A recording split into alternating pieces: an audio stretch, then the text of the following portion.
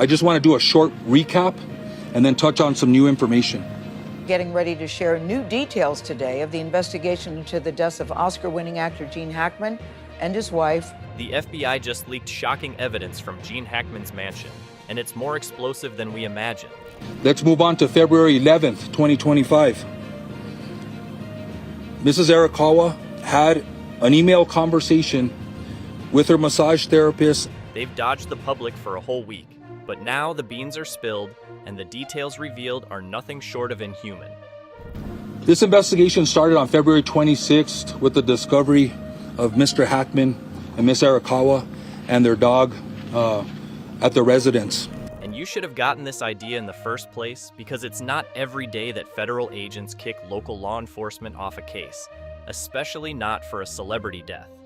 The FBI isn't in the business of investigating old Hollywood stars dying at home. They deal with national security threats, espionage, classified operations, and major crimes with far-reaching implications. So why were they suddenly all over Gene Hackman's mansion? The couple was found dead this week in their New Mexico home. The Santa Fe police weren't happy about it either. They were completely shut out, with no explanation as to why their investigation was suddenly over. Some officers even voiced their frustration privately, questioning why the feds were so determined to keep them in the dark. Tonight, we're getting some new details about the death of actor Gene Hackman, his wife Betsy Arakawa. This wasn't normal. Hackman wasn't a politician. He wasn't involved in intelligence work, or at least that's what the public was led to believe. But if this was just another Hollywood tragedy, why did the FBI react like they had just stumbled upon a crime scene that could shake the country? And here's where it gets even stranger. At first, the public was kept completely in the dark about what was happening inside Hackman's mansion. For days, there were no details coming out, just silence. When questions started piling up, authorities scrambled for a response. That's when they pulled out the oldest excuse in the book, carbon monoxide poisoning. But that explanation didn't last long. I've also spoken with the Hackman family prior to this conference, who are aware of the autopsy findings and conclusions and are aware of this conference. Elizabeth Hackman, Gene's daughter, wasn't buying it. She came forward and demanded a full investigation. She made it clear her father was in excellent health. No major illnesses, no medical complications. In fact, he was still active, practicing yoga and Pilates regularly. Even Betsy, his wife, was known for her strict health routines. They weren't the type of people who would just drop dead from some freak accident. So if not a medical emergency, what really happened? Here's where things took another strange turn. After insisting on an investigation, Elizabeth suddenly backtracked. Within days, she shifted her stance and started saying that maybe carbon monoxide poisoning was a possibility after all. Why the sudden change? People started asking, did someone get to her? Was she pressured to stop pushing for answers? Because here's the thing. The carbon monoxide theory made no sense. The gas company conducted a full inspection of the mansion and found zero leaks, no gas buildup, nothing that could have caused poisoning. Firefighters checked for any environmental hazards, and again, nothing. Both individuals tested negative for carbon monoxide. City Fire conducted tests and deemed scene safe for deputies to conduct their investigation. So if there was no gas leak, why were authorities so desperate to make people believe there was? And more importantly, if carbon monoxide didn't kill Gene Hackman and his wife, what did? By the time the public realized the official story was crumbling, the FBI had already taken everything they needed from the mansion. Files, documents, a hidden room, everything was gone. And just like that, the real story vanished. For some time, Santa Fe County sheriffs say Hackman was found in a mudroom. His wife was found in a bathroom. Gene Hackman and Betsy Arakawa were found dead on the same night in different rooms under bizarre circumstances. Two people, both in good health, both without any clear medical issues, both dying at the same time. And yet, no one can explain how or why. No overdose, no forced entry, no visible trauma, just two lifeless bodies in a mansion that had seemingly frozen in time. And officials now think Hackman may have died 9 days before his body was found. The way their bodies were found only added to the confusion. Hackman was discovered near the back entrance, his cane and sunglasses tossed aside. It looked like he had been walking, or maybe trying to leave, when something stopped him. Did he collapse from sudden cardiac arrest? Did he see something in those final moments? Betsy, on the other hand, was on the other side of the house, near a sofa, her arm dangling mid-air as if she had been reaching for something, but there was nothing there. What was she trying to grab? Was she in distress? Did she know something was happening to Hackman in another part of the house? A German Shepherd was also found deceased, and 2 other dogs who appeared healthy were located on the property. And then there was the strangest part. One of their dogs was dead, locked inside a crate, but 2 other dogs were alive and roaming freely. If they had all died from some kind of environmental hazard, why did 2 of the dogs survive completely unharmed? And if Hackman and Betsy had been dead for over a week, how did those dogs stay alive? Who fed them? But the real mystery was the timeline. That on February 9th, 2025, she picked up Xena from Gruda Veterinary Hospital.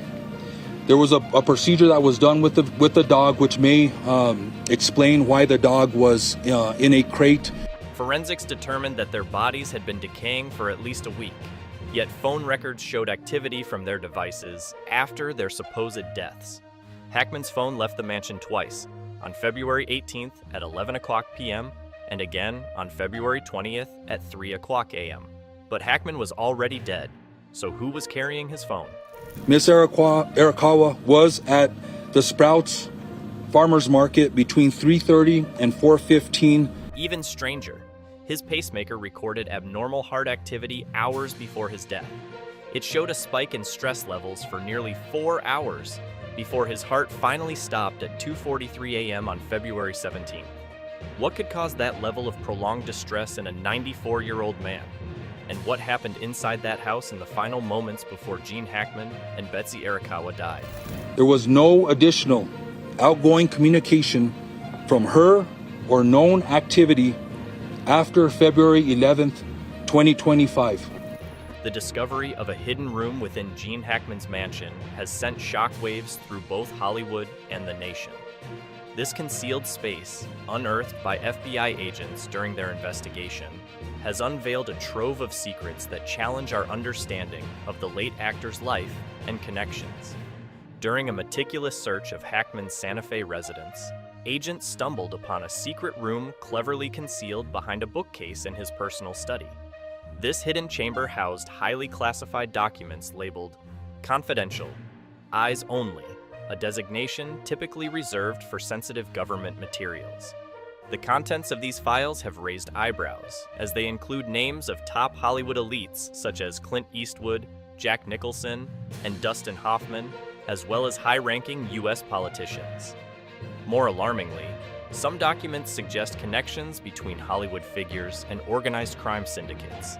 Everybody refrain from asking questions until everybody has provided their statements. I'll step up to the podium and then we'll go ahead and field questions from the media. The existence of these files has led to rampant speculation. Did Hackman inadvertently uncover information that placed him in jeopardy? Was he safeguarding these documents as a form of leverage? Or was he already under threat due to their possession? The FBI's swift confiscation of these materials, coupled with their refusal to disclose details, has only fueled further intrigue. Adding another layer to this mystery, reports have emerged about the discovery of a secret tunnel beneath Hackman's mansion. This tunnel, leading to an unknown location, was uncovered during the FBI's investigation and has been the subject of intense speculation. Some suggest it was part of an elaborate escape route or a clandestine meeting place, while others believe it may have been used to transport sensitive materials undetected. The true purpose of this tunnel remains a subject of ongoing investigation. The revelations from Hackman's hidden room and the discovery of the secret tunnel have sent shockwaves through Hollywood and political circles. The potential implications of these findings are vast, suggesting a complex web of relationships and secrets that span decades. As the investigation unfolds, the public is left grappling with the possibility that one of Hollywood's most revered figures was entangled in a clandestine world far removed from the silver screen. Postmortem CT demonstrated no findings of trauma internally or externally, with microscopic findings consistent with hantavirus pulmonary syndrome. The FBI's ongoing investigation into these discoveries has been shrouded in secrecy, with officials tight-lipped about the specifics of what was found. This lack of transparency has only fueled public curiosity and speculation, leading to numerous theories about the true nature of Hackman's hidden room and the documents it contained. As more information comes to light, the legacy of Gene Hackman is being re-examined through a new lens. The man once celebrated for his iconic roles in cinema is now at the center of a real-life mystery that rivals any Hollywood script.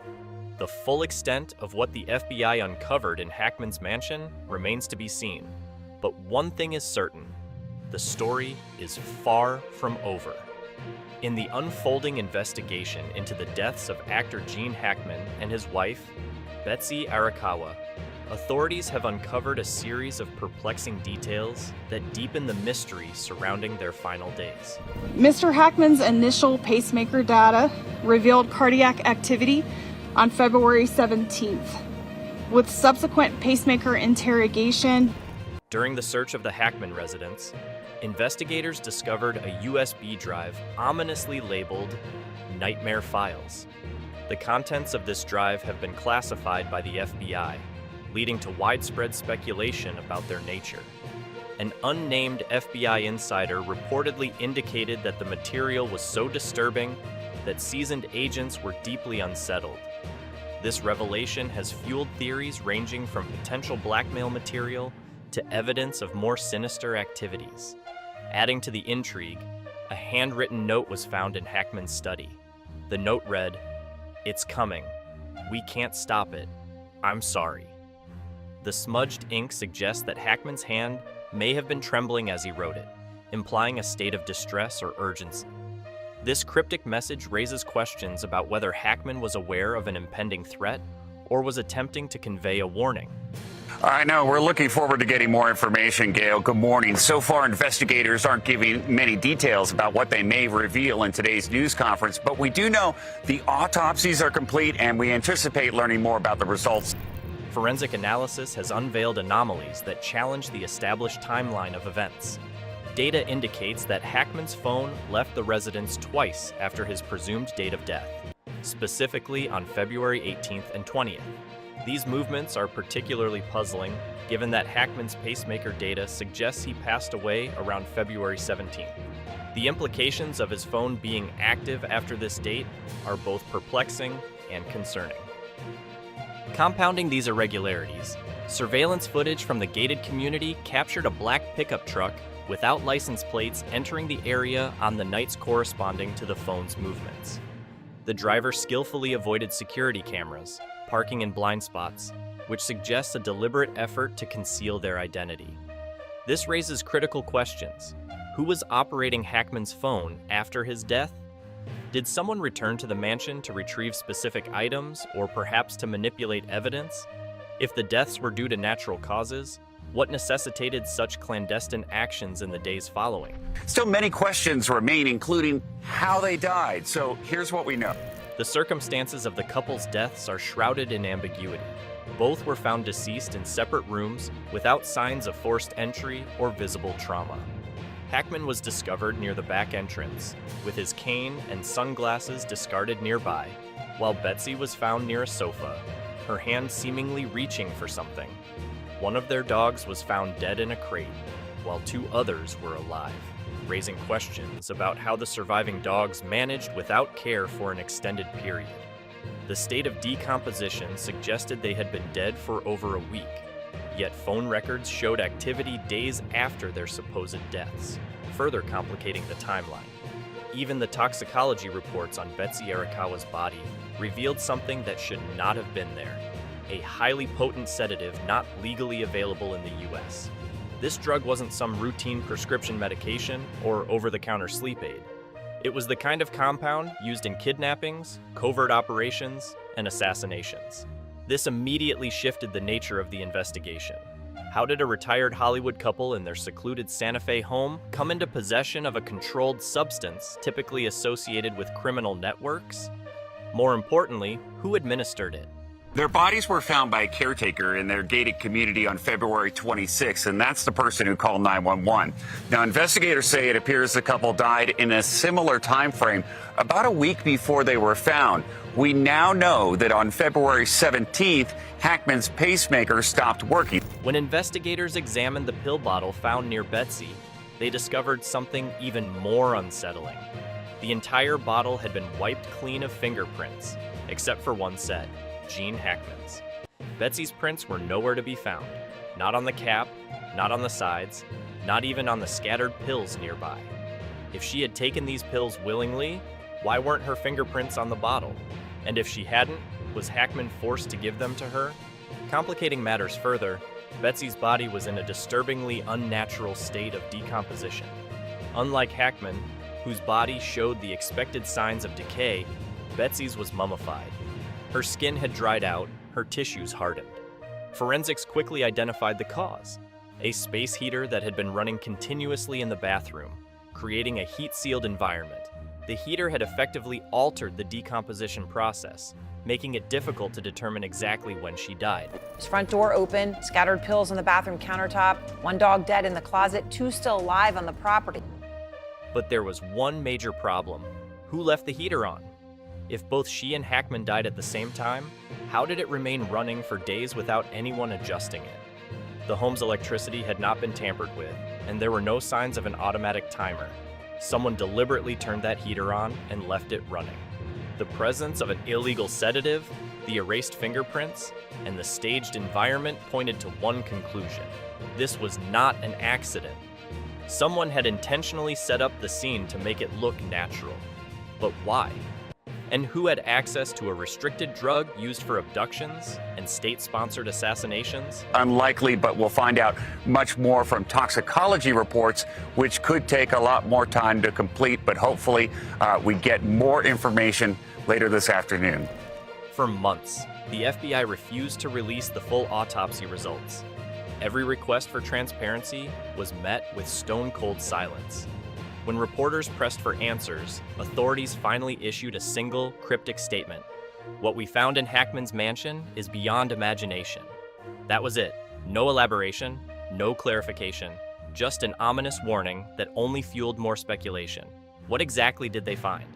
What was so terrifying that the full details couldn't be made public? Then, there was the issue of Hackman's final diary entries. In the weeks before his death, Hackman had written notes that suggested he was being watched. He had always been a private man, but his writing became erratic in his last days. One entry in particular stood out. "They're closing in. I don't know what I did or saw, but they know I know." What did he mean by that? What did he see? The discovery of classified files in his hidden study suggested that Hackman may have been in possession of something he was never meant to have. When the FBI finally closed the case, they didn't issue a cause of death that tied up the loose ends. Instead, their final statement was even more ominous than the first. There are details about this case that, if released, could cause mass hysteria. That wasn't normal protocol. That wasn't how investigations of a routine Hollywood death ended. That was a warning. The question remained: what could be so shocking that the government felt the need to suppress it? And more importantly, who else knew the truth? But the official toxicology report is set to be released next week, and what it reveals could change everything. So stay tuned and subscribe for the latest updates.